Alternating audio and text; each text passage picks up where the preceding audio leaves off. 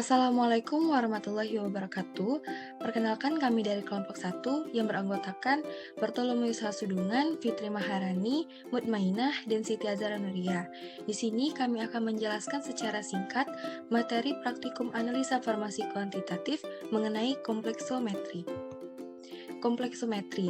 Jadi titrasi kompleksometri ini adalah jenis titrasi di mana titran dan titratnya tuh saling mengkompleks. Jadi membentuk hasil berupa senyawa kompleks. Senyawa kompleks yang umum digunakan adalah asam etil diamin tetrastearat atau biasa disebut dengan EDTA.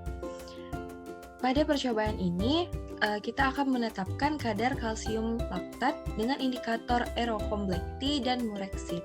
Prinsip dari titrasi kompleksometri adalah larutan yang mengandung ion kalsium akan membentuk kompleks dengan senyawa EDTA sehingga kadar dapat diketahui.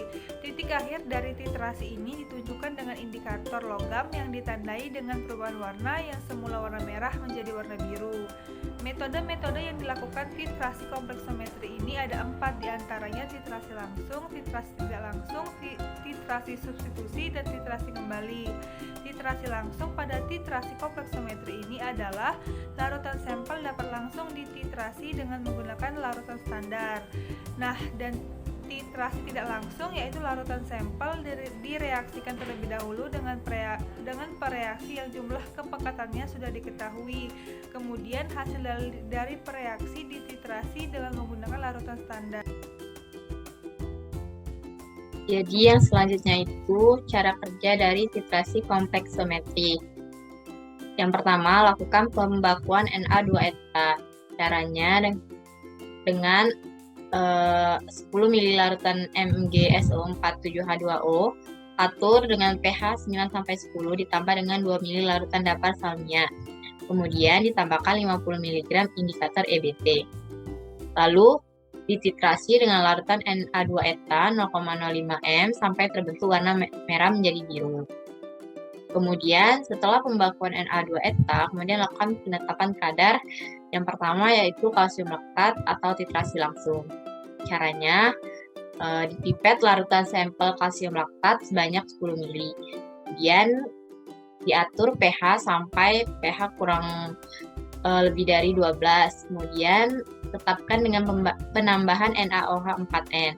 Lalu kita tambahkan 50 mg indikator mureksib dan dititrasi dengan larutan Na2-eta 0,05 m hingga terjadi perubahan warna dari merah menjadi violet. Yang kedua yaitu merkuri klorida atau titrasi kembali. Caranya, pipet sampel 10 ml Aquades ke dalam Erlenmeyer. Kemudian diatur pH 9-10, kemudian tambahkan 2 ml baper salmia. Lalu ditambahkan 50 mg indikator EBT. Selanjutnya kita tambahkan ETA 0,05 m sampai terjadi warna biru. Kemudian catat volume, kemudian tambahkan ETA 0,05 m sebanyak 10 ml lagi. Kelebihan ETA dititrasi dengan larutan baku MgSO47H2O. Pada percobaan titrasi tersebut dilakukan dengan penetapan kalsium laktat dengan metode kompleksometri. Cara titrimetri ini didasarkan pada kemampuan ion-ion logam untuk membentuk senyawa kompleks dalam air. Pembentukan senyawa kompleks ini dibantu oleh EDTA sebagai larutan standar dengan bantuan indikator tertentu. Titik akhir ditunjukkan dengan terjadinya perubahan warna larutan dari warna ungu menjadi warna biru.